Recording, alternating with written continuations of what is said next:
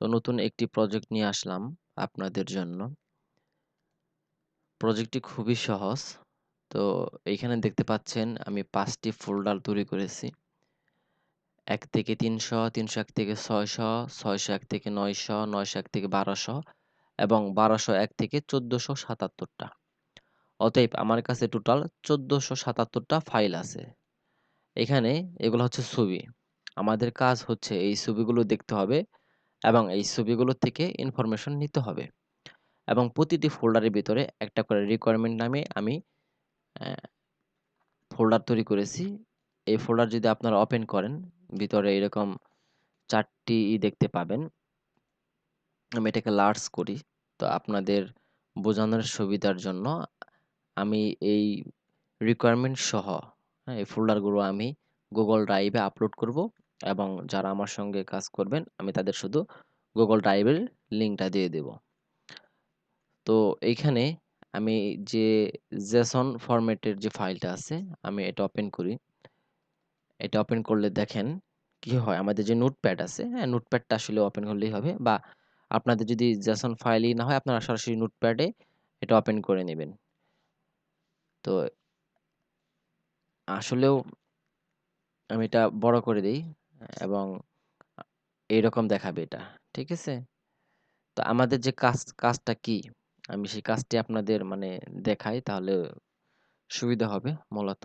ছবিগুলা দেখেন, এইগুলো ছবিগুলা কিন্তু এইরকম থাকবে। ঠিক আছে? এখানে কোনো লেখা নাই। কিন্তু আমাদের লেখাগুলো লিখতে হবে। আমি ১ম ছবিটা এখানে ওপেন করি।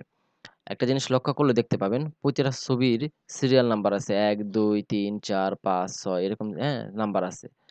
এবং আমি ১ম ছবিটা ওপেন করি। যদিও এখানে ওপেন করলে আমাদের কোনো বেনিফিট নাই। আমাদের তারপরও আমি ওপেন করছি আপনাদের শুধু দেখানোর জন্য যে আমাদের এই ছবির থেকে কি নিতে হবে।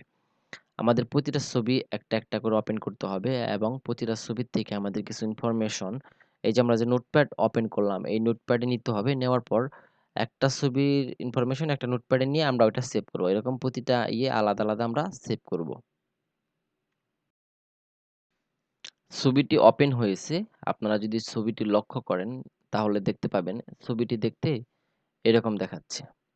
আমি যদি এখানে জুম করি দেখি এখানে এটা কি লেখা আছে। যদি বোঝা যায় তাহলে তো বোঝাই গেল। মনে হয় এখানে কলম্বিয়ান লেখা আছে মানে জার্সিটা। যাই হোক, আমাদের কি করতে হবে? আমি সেটা আপনাদের বোঝানোর সুবিধার্থে আমার যে রিকোয়ারমেন্ট আছে আমি সেই রিকোয়ারমেন্টে আবার চলে যাব এবং এইখান থেকে আমাদের যে এক্সেল ফাইলটা আছে, এই এক্সেল ফাইলটি ওপেন করব। আমাদের কিন্তু এক্সেল ফাইলে কোনো কাজ নেই। আমি শুধুমাত্র আপনাদের বোঝানোর সুবিধার্থে এক্সেল ফাইলটি এইখানে দিয়েছি। আমাদের এক্সেলে কোনো কাজ নেই। আমি আবারও কনফার্ম করতেছি আমাদের এক্সেলে কোনো কাজ নেই। এটা শুধু বোঝানোর সুবিধার জন্য আমি এই এক্সেল ফাইলটি এখানে দিছি। তা নাহলে আমি এক্সেল ফাইলটি দিতাম না। কারণ এটা আমাদের কোনো প্রয়োজনে আসবে না। তো আমি এইখানে দিছি। এখানে দেখলে পরে মানে সহজেই এটা বোঝা যাবে যে আসলেও এখানে কি বলতেছে। দেখেন এটা একটা উদাহরণও আছে। হুম? তো আপনি যদি এইখানে দেখেন লক্ষ্য করলে আমাদের যে টাইটেল আছে, টাইটেলের দিকে লক্ষ্য করলে এখানে ১ম এ আছে ব্যাকগ্রাউন্ড। তার মানে হচ্ছে আমাদের ব্যাকগ্রাউন্ড কালারটা কি? এটা কিন্তু এই যে দেখেন ছবির যে সিরিয়াল নাম্বার আছে, এখানেও কিন্তু সিরিয়াল নাম্বার আছে। তো এই সিরিয়াল নাম্বার থাক। আমরা যেহেতু এখানে কাজ করব না, এটা আমাদের প্রয়োজন নেই। আপনাদের আমি আগে বুঝিয়ে নেই। তার পরবর্তীতে আমি বাকি কথা বলব। দেখেন আমাদের ব্যাকগ্রাউন্ড, এখানে এই যে ছবিটা আছে, ছবির ব্যাকগ্রাউন্ডটা কি কালার? এই কালারটা আমাদের লিখতে হবে। এই কালারটা আমরা নিব। Football shirt team. তো এই যে শার্টটা আছে, এই শার্টটা এটা আসলে জার্সিটা কোন দেশের? এই জার্সিটা আমাদের নিতে হবে। হ্যাঁ? জার্সিটা এখানে কলম্বিয়া লেখা আছে, কলম্বিয়ার নিচে এবং অ্যাক্সেসরি 1, অ্যাক্সেসরি 2, অ্যাক্সেসরি 3 মানে ৩ টা অ্যাক্সেসরি অপশন আছে। আমরা যদি এই ছবিতে যাই, এখানে অ্যাক্সেসরি বলতে এই যে একটা মাথায় টুপি আছে, এই চোখে একটা চশমার মতো আছে, হ্যাঁ? এখানে ২ টা অ্যাক্সেসরিজ আছে। এর বেশি কিন্তু নাই। যার কারণে আমি যদি এই এক্সেলে যাই, এখানে ২ টা একটা হচ্ছে ব্লাক হেড এবং মনোসেল ২ টা অ্যাক্সেসরিজ আছে এবং ৩ নাম্বার অ্যাক্সেসরি ব্ল্যাঙ্ক। যদি আমরা ৩ নাম্বার অ্যাক্সেসরিজ থাকে সেটা নিব, না থাকলে নিব না। এখন যদি ৪ টা অ্যাক্সেসরিজ থাকে থাকুক আমরা ৩ টা পর্যন্ত অ্যাক্সেসরিজ নিব। Hair, no hair. এখানে দেখেন এর কোনো চুল নাই। যার কারণে এখানে লেখা আছে নো হেয়ার। এবং তার পরবর্তীতে দেখতে পাচ্ছেন স্কিন কালার, হ্যাঁ? পার্পল। তো এই যে স্কিনটা, স্কিনের কালারটা কি? এই স্কিন কালারটা এখানে দেওয়া আছে। তো আমাদের এই ইনফরমেশন গুলো এইখান থেকে নিতে হবে। তো মূলত আমাদের এই কয়টি ইনফরমেশন নিতে হবে? ব্যাকগ্রাউন্ড, শার্টের যে কোন দেশের মানে জার্সিটা কোন দেশের, অ্যাক্সেসরিজ যদি থাকে ৩ টা পর্যন্ত আমরা অ্যাক্সেসরিজ নেব, না থাকলে ১ টা ২ টা যে কয়টা আছে ওই কয়টা নেব। চুল আছে কিনা, হেয়ার যদি থাকে হেয়ার লিখবো, না থাকলে নো হেয়ার এবং স্কিন কালার। তো আমরা যেহেতু এক্সেল শিটে করব না, আমাদের এটা প্রয়োজন নাই। আমি এটা ওপেন করলাম আপনাদের বোঝানোর সুবিধার জন্য। আমরা কাজ করব হচ্ছে নোটপ্যাডে। এখন যদি আমি নোটপ্যাডে চলে যাই এবং এটাকে একটু জুম করি আপনাদের বোঝানোর সুবিধার্থে, তো তাহলে এখানে দেখতে পাবেন, আরো একটু জুম করে নেই।